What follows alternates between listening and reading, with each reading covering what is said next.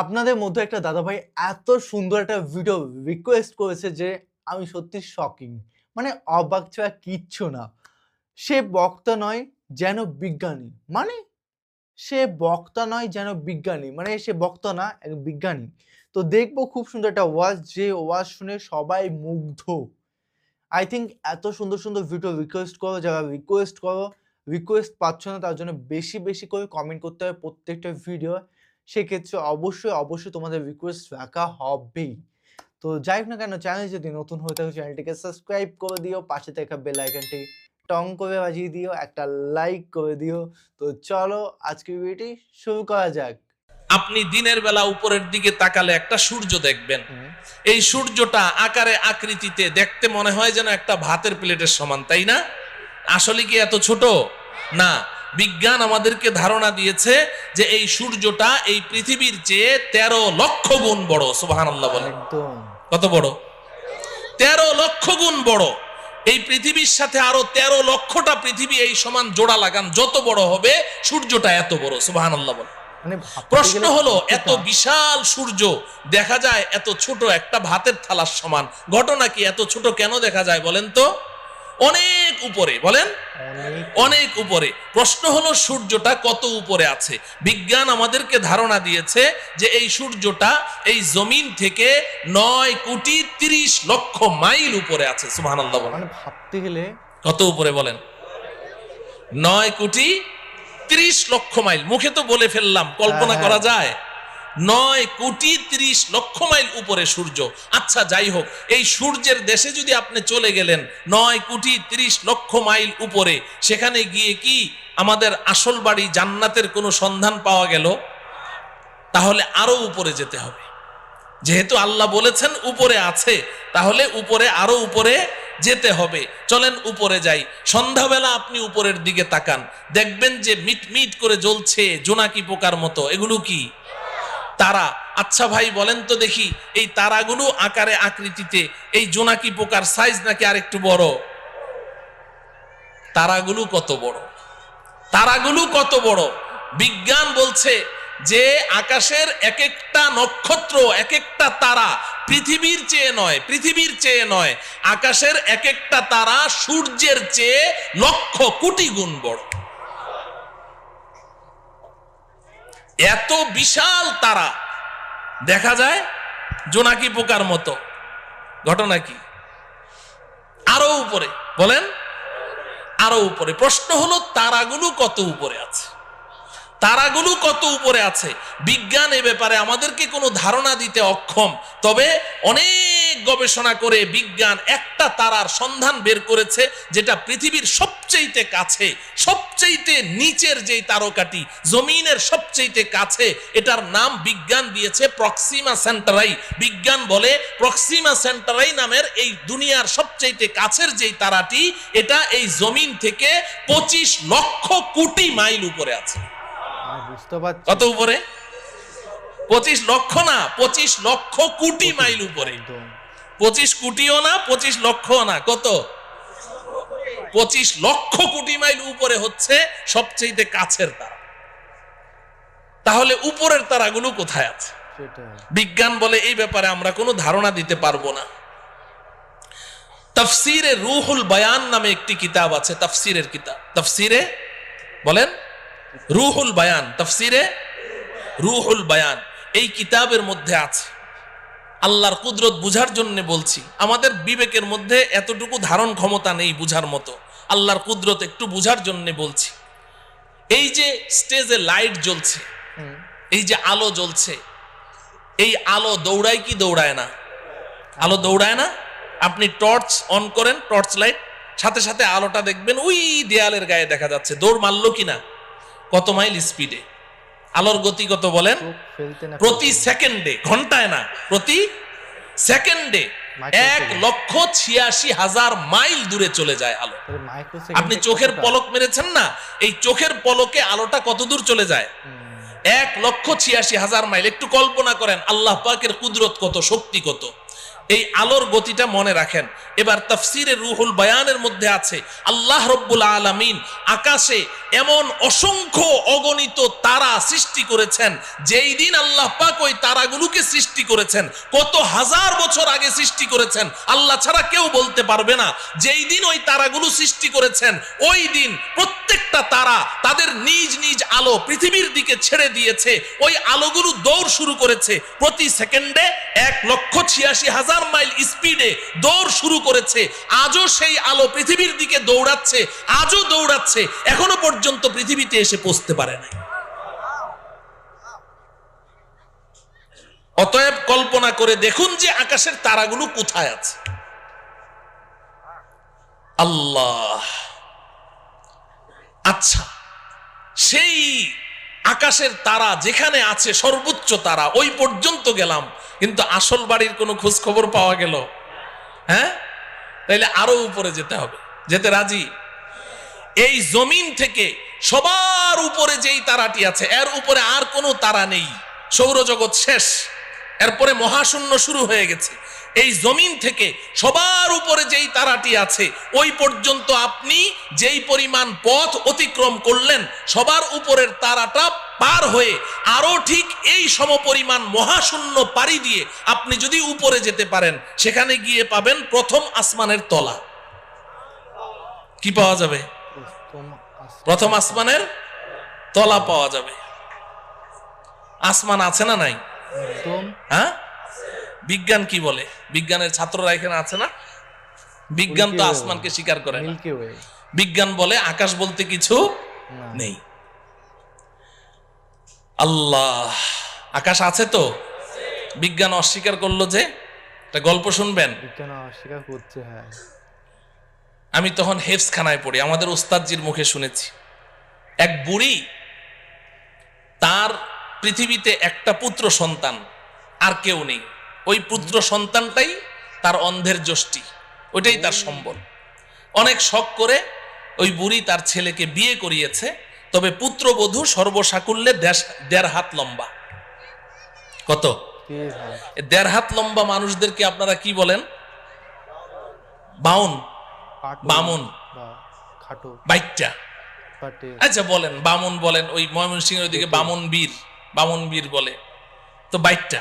এখন 1.5 হাত লম্বা পুত্রবধূ।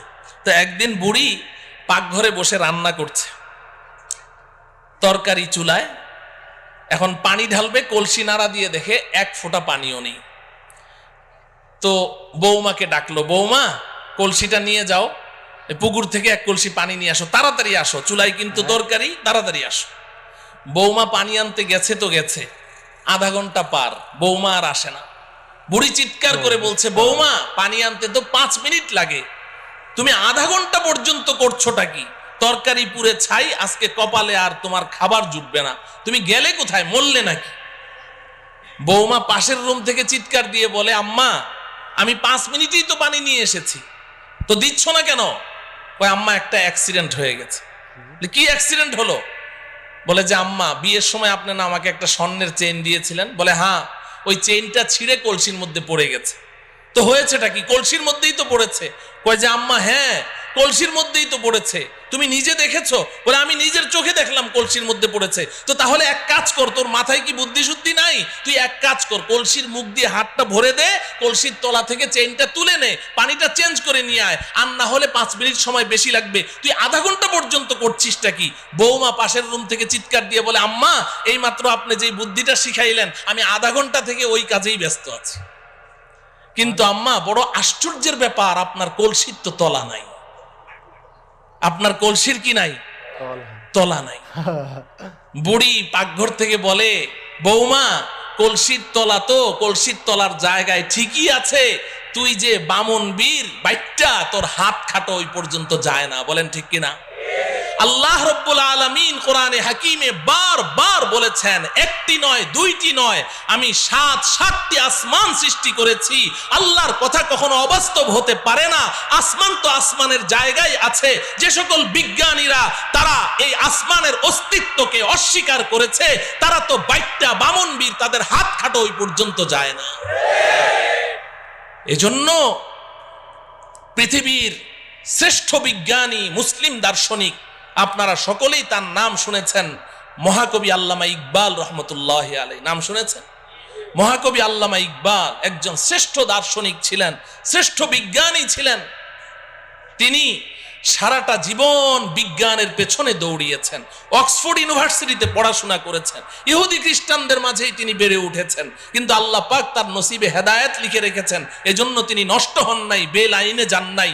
তিনি সারা জীবন বিজ্ঞানের পেছনে দৌড়িয়ে জীবনের শেষ মুহূর্তে এসে আত্মসমর্পণ করেছেন, সারেন্ডার করেছেন।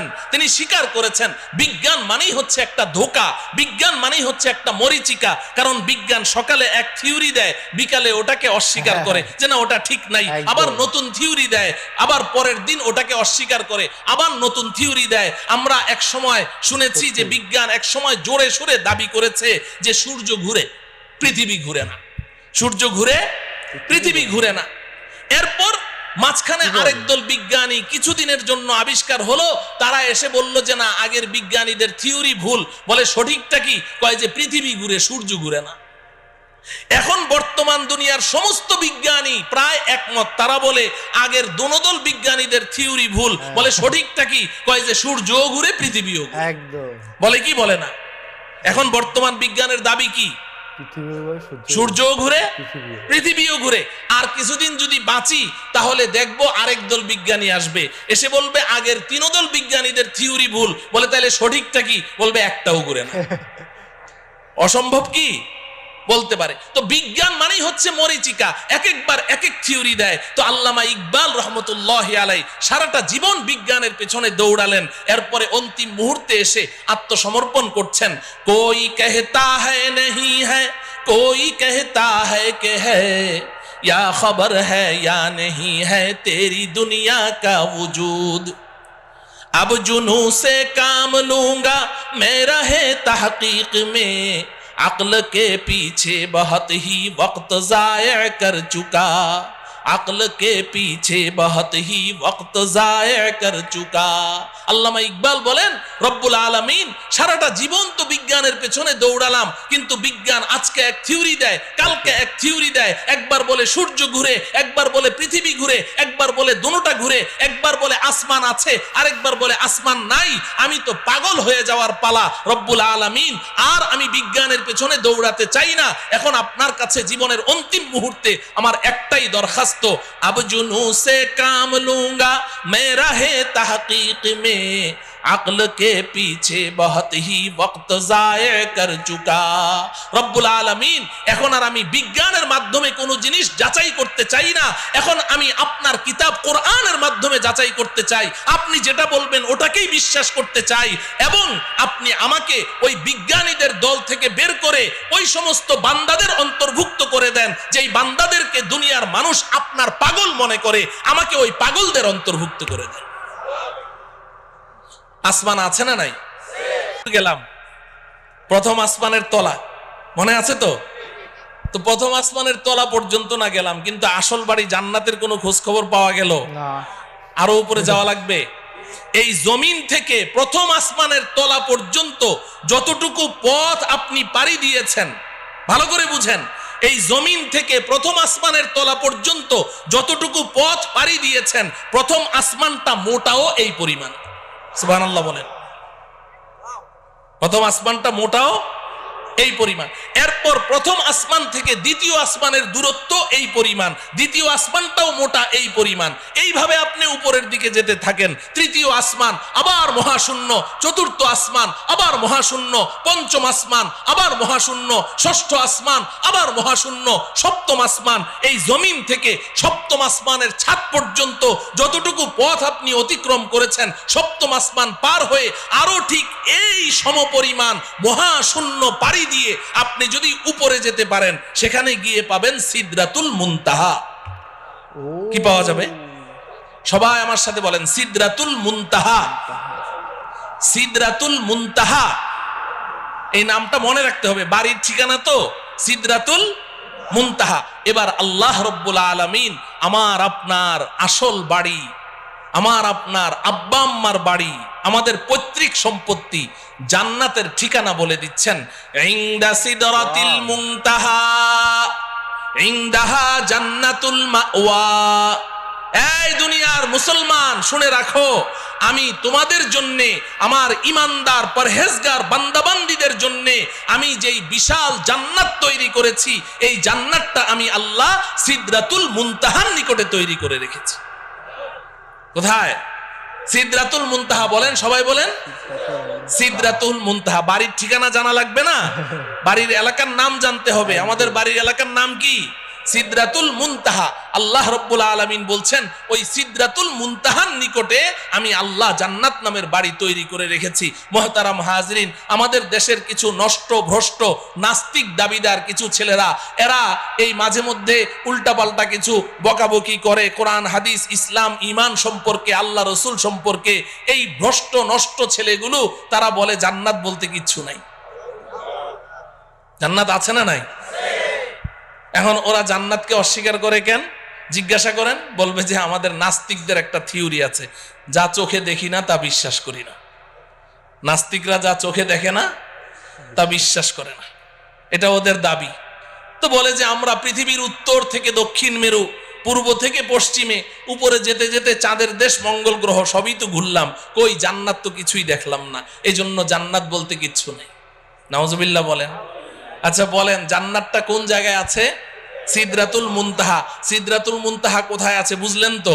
তো এখন এই নাস্তিকগুলো এই ঢাকার শাহবাগ চত্বরে বসে বসে ওখান থেকে বুঝি সিদরাতুল মুনতাহা দেখা যাবে? হ্যাঁ, তো দুনিয়াতেও তারা জান্নাতকে অস্বীকার করেছে, সিদরাতুল মুনতাহা পর্যন্ত পৌঁছতে পারলো না, দুনিয়াতে অস্বীকার করেছে। আখিরাতেও তারা জান্নাতের কোনো ঘ্রাণও পাবে না।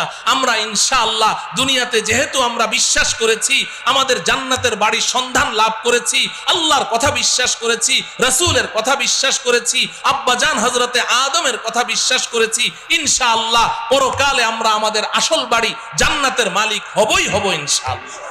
তো গাইস, পুরো বিজ্ঞানকে ধুয়ে দিলেন হুজুর। সত্যি মারাত্মক মারাত্মক কথা বললেন আজকে টপিক্সে।